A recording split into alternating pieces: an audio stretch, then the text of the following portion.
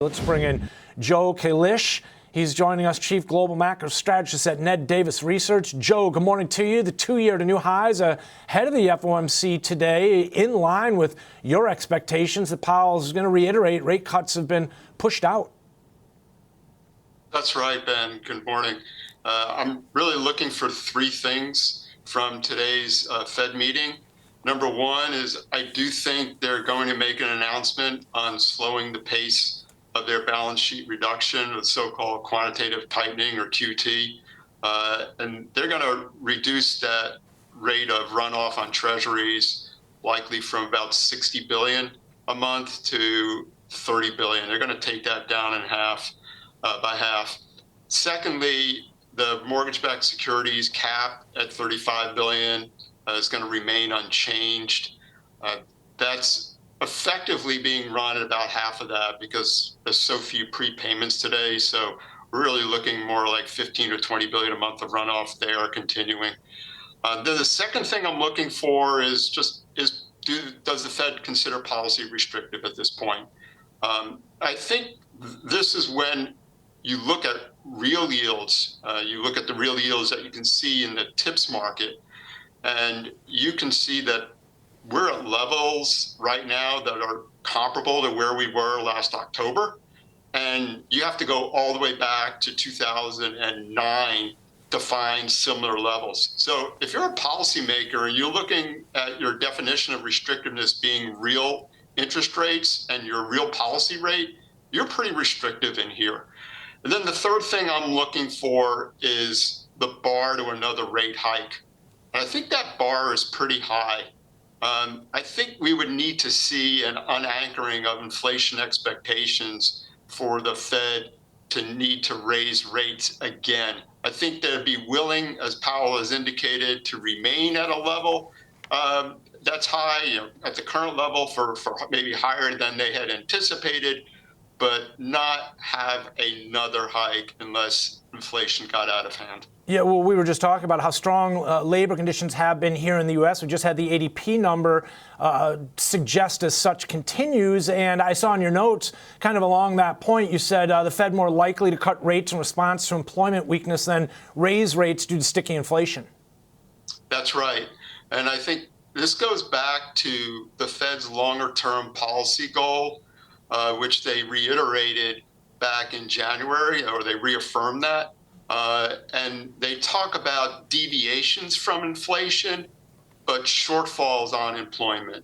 And the fact that we're continuing to get strong employment data means they can continue to focus on the inflation side of the mandate.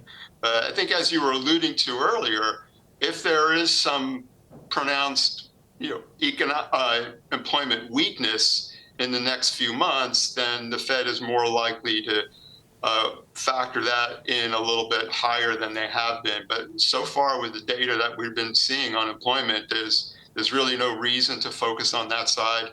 They can continue their focus on the inflation side. So maybe no need at this point to even really consider hikes. But I'd imagine after the data and the trajectory of some of the recent data, I mean, he's sure to be asked about rate hikes, I feel like. Oh, no doubt the press will ask him about it and what the conditions would be for him to have another hike. I don't think he's going to bite. I think he's going to say, no, that's not where we are now. He can acknowledge that rate cuts have been pushed off and from where they were in March. Remember, this is a meeting. It's an off forecast meeting, so we don't get an update on in the summary of economic projections. We don't get new readings on GDP growth or unemployment rate or updated inflation expectations or the so-called dot plot, how many rate cuts are being priced in and the path. So he's going to go back to where they were in the March SEP and say, well, conditions have probably changed somewhat since then, and they'll have to delay maybe when they thought they would start rate cuts. But he's certainly not going to indicate that they're going to be hiking rates again. I'd imagine he's going to stress data dependence, right, as he has been The last few meetings, for sure. Let's talk a little bit about Absolutely. Joe. I always ask our guests on Fed Day, if you had a chair at the table, what would you ask Powell? Is it what do we need to see to determine again, or are we at that restrictive level yet? Is that the question you would have for them?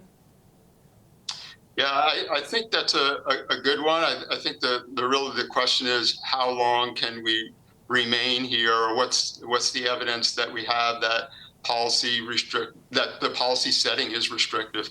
And I think there is some evidence of that. We have seen some balance in the employment market. We have seen a slowdown in loan demand, which is directly an impact of the Fed tightening policy. The cost of capital has gone up. We are seeing some smaller businesses say that they're starting to struggle a little bit more. We saw the numbers yesterday of consumer confidence. I think they can look around and if they're looking for evidence that their policy setting is correct, then there are signs that things are in place to slow the economy. And I think being patient, I think that's another watchword we can expect from Powell, is going to be very operative. Joe, final thought here, kind of bigger picture as we talk a little bit more globally, the economy and some of the resilience we've seen there. Again, multiple, countries, Europe, the U.S. pushing back on some of those recession concerns. But I saw in your notes you're also talking about risks, which include monetary, fiscal policy uncertainty still out there, obviously, with the Fed kind of in this point of limbo, kind of stuck between a rock and a hard place. Sticky inflation and easing Chinese growth.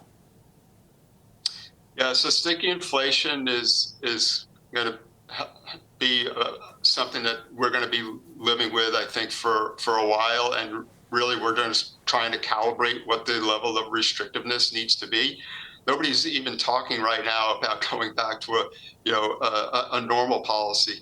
So I think we're going to be with us. And I know people like to use the term higher for longer. I like to use the term restrictive for longer. And with respect to China, the fact that their economy does seem to be maybe stabilizing here, but with the weakness in their currency, they can be transmitting, as we've seen from Japan as well, some lower prices. The strength of the dollar is going to help the Fed in achieving its goal, and so the Fed's going to want to keep these policy settings on track so that inflation can start to come down.